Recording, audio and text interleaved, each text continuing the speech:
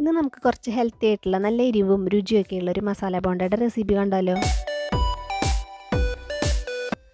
ആദ്യം തന്നെ ഒരു മിക്സി ജാർ എടുക്കാം. അതിലേക്ക് പിസ്ത തൊലിയൊക്കെ പൊളിച്ചിട്ട് 2 ടേബിൾ സ്പൂൺ ഇട്ട് കൊടുത്തിട്ടുണ്ട്. അതൊന്ന് ഇതുപോലെ പൊടിച്ചെടുക്കാം. മിക്സി ജാറിലിട്ടിട്ട് പൊടിച്ച് ഒരു ബൗളിലേക്ക് മാറ്റി വയ്ക്കാം. ഇത്തിരിയും കൂടി നല്ലൊരു നട്ടി ഫ്ലേവർ നമ്മുടെ ഒരു ബോണ്ടയ്ക്ക് കിട്ടും. ഇനി അതേ മിക്സി ജാറിലേക്ക് തന്നെ 2 വറ്റൽമുളകാണ്. എരിവുള്ള വറ്റൽമുളക് തന്നെ എടുക്കണം. കുരു എല്ലാം കളഞ്ഞതിന് ശേഷമാണ് എടുക്കുന്നത്. അതിൻ്റെ ആ ഒരു എരിവുള്ള മുളകിൻ്റെ ഒരു ഫ്ലേവർ കിട്ടാൻ വേണ്ടിയിട്ടാണത്.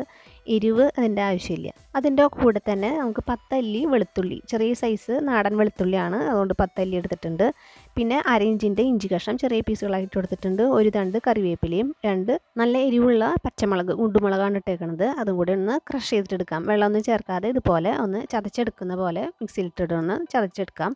ഇനി അതവിടെ മാറ്റി വയ്ക്കുക. നമുക്ക് 6 മീഡിയം സൈസ് ഉരുളക്കിഴങ്ങുകളാണ് ഞാനിവിടെ മഞ്ഞൾപ്പൊടി ഇട്ടിട്ട് വേവിച്ചെടുത്തതാണ്. 2 വിസിലിട്ട് അടിച്ചെടുത്തതാണ്. അത് ഇതുപോലെ നന്നായിട്ടൊന്ന് കൈകൊണ്ടോ അതിനും മാറ്റി വയ്ക്കുക. അതിലേക്ക് ഒപ്പം തന്നെ നമുക്ക് ഒരു ക്യാരറ്റ് ചീവിയതും കൂടെ ഒന്ന് ഇട്ട് കൊടുക്കാം.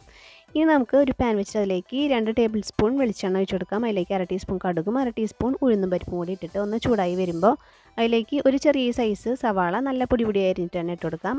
ആ സവാളയൊക്കെ ഒന്ന് ചില്ല് പരിവാകുമ്പോൾ നമുക്കതിലേക്ക് നമ്മൾ നേരത്തെ അരച്ച് വെച്ചിരിക്കുന്ന ആ ഒരു ചതച്ച് വെച്ചിരിക്കുന്ന മസാലക്കൂട്ട് ഒന്ന് ഇട്ട് കൊടുക്കാം.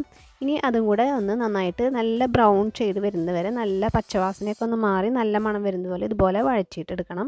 ഇനി ഈ സമയത്ത് ഇതിലേക്ക് 1/2 ടീസ്പൂൺ ജീരകം പൊടിയാണ്, പൊടിച്ച ജീരകം ഇട്ട് കൊടുക്കണം. അപ്പോൾ ഈ വെളുത്തുള്ളി, ഇഞ്ചി, ജീരകം, പിന്നെ നമ്മൾ അയമോദകമൊക്കെ ഇനി ചേർക്കുന്നുണ്ട്. അതൊക്കെ ഈ ഉരുളക്കിഴങ്ങ് ബോണ്ടയിൽ ഇടുന്നത് വയറിന് നല്ലതാണ്. അപ്പോൾ എന്തായാലും ചേർക്കണം. പിന്നെ ഇതിലേക്ക് ഒരു 1/4 ടീസ്പൂൺ മഞ്ഞൾപ്പൊടിയും 1/2 ടീസ്പൂൺ ഗരം മസാലയും പിന്നെ ഇതിലേക്ക് ആവശ്യത്തിനുള്ള ഉപ്പും, നമ്മൾ ആ ഉരുളക്കിഴങ്ങിലേക്ക് ഉള്ള ഉപ്പും കൂടെ ചേർത്തിട്ട് വേണം ഇതിലേക്ക് ഇടാൻ. എന്നിട്ട് നന്നായിട്ട് ഒന്ന് ഇളക്കി മിക്സാക്കുക. ഒന്ന് ചൂടായി കഴിഞ്ഞ് ഓഫ് ചെയ്തിട്ട് നമുക്ക് നേരത്തെ ഉരുളക്കിഴങ്ങും ക്യാരറ്റും കൂടി വെച്ചിട്ടുള്ള ഒരു മിക്സിലേക്ക് ഇതിട്ട് കൊടുക്കാം. ഇനി ഇത് നമുക്ക് നന്നായിട്ട് മിക്സാക്കാണ് വേണ്ടത്. ഉരുളക്കിഴങ്ങിലേക്കൊക്കെ കൈകൊണ്ട് തന്നെ നന്നായി തേച്ച് ആ മസാലയൊക്കെ നന്നായി പിടിക്കുന്ന രീതിയിൽ തന്നെ ഇതുപോലെ കുഴച്ച് വയ്ക്കാം.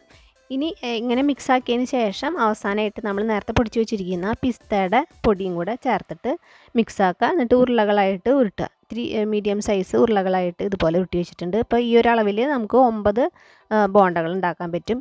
ഇനി വേറൊരു ബൗൾ എടുത്തിട്ട് അതിലേക്ക് 2 കപ്പ് കടലമാവ് ഇട്ട് കൊടുത്തിട്ടുണ്ട്. 1 ടേബിൾ സ്പൂൺ നൈസ് വറുത്ത അരിപ്പൊടി, അപ്പത്തിനൊക്കെ ഉപയോഗിക്കുന്ന അരിപ്പൊടിയും, പിന്നെ ഒരു പിഞ്ച്, ഒരു നുള്ള് കൈ കൊണ്ട് എടുത്തു കഴിഞ്ഞാൽ അജ്വൈനാണത്. അയമോദകം ഇത് നല്ലതാണ് നമുക്ക് കഴിക്കണത്. ഇതൊരു നല്ലൊരു ഫ്ലേവറും കിട്ടും നമ്മുടെ ഈ ഒരു ബോണ്ടയ്ക്ക്. അതൊന്ന് കൈ കൊണ്ട് തിരുമിയിട്ടിട്ട് കൊടുക്കാം. പിന്നെ ഒരു 1/2 ടീസ്പൂൺ സാധാരണ നല്ല ജീരകം മുഴുവനോടെ തന്നെയുള്ള ഇട്ട് കൊടുക്കുക. പിന്നെ ഒരു 1/4 ടീസ്പൂൺ കായംപൊടിയും പിന്നെ കടലമാവിലേക്ക് ആവശ്യത്തിനുള്ള 1/2 ടീസ്പൂൺ ഉപ്പ് ചേർത്തിട്ടുണ്ട്. ഒരു 1/4 ടീസ്പൂൺ മഞ്ഞൾപ്പൊടിയും ചേർത്ത് ഡ്രൈ ആയിട്ടൊന്ന് മിക്സ് ആക്കുക. അതിന് ശേഷം കുറേശ്ശെ വെള്ളം ഒഴിച്ചിട്ട് നന്നായിട്ട് കട്ടിക്ക് തന്നെ മാവ് മിക്സാക്കി എടുക്കുക. കുറേശ്ശെ വെള്ളം ഒഴിച്ചിട്ട് മിക്സാക്കി എടുത്താൽ മതി. അപ്പോൾ മാവ് നമ്മൾ കോരി ഒഴിക്കുമ്പോൾ മിക്സാക്കിയതിന് ശേഷം ഇതുപോലെ മടക്കുകളായിട്ട് വീഴുന്നത് നമുക്ക് കാണാൻ കഴിയണം. അത്രയും കട്ടിയിൽ തന്നെ മാവ് മിക്സാക്കണം. ഇനി മിക്സിങ് എല്ലാം കഴിഞ്ഞതിന് ശേഷം 1 ടീസ്പൂൺ വെളിച്ചെണ്ണ ഒഴിച്ച് കൊടുക്കണം. പിന്നെ അതിലേക്ക് ഒരു നുള്ള് ബേക്കിംഗ് സോഡയാണ് ചേർത്തിട്ടുണ്ട്, സോഡാപ്പൊടി. അതും കൂടി ഇട്ടിട്ട് ഒന്ന് മിക്സാക്കി വെച്ച് കൊടുക്കുക.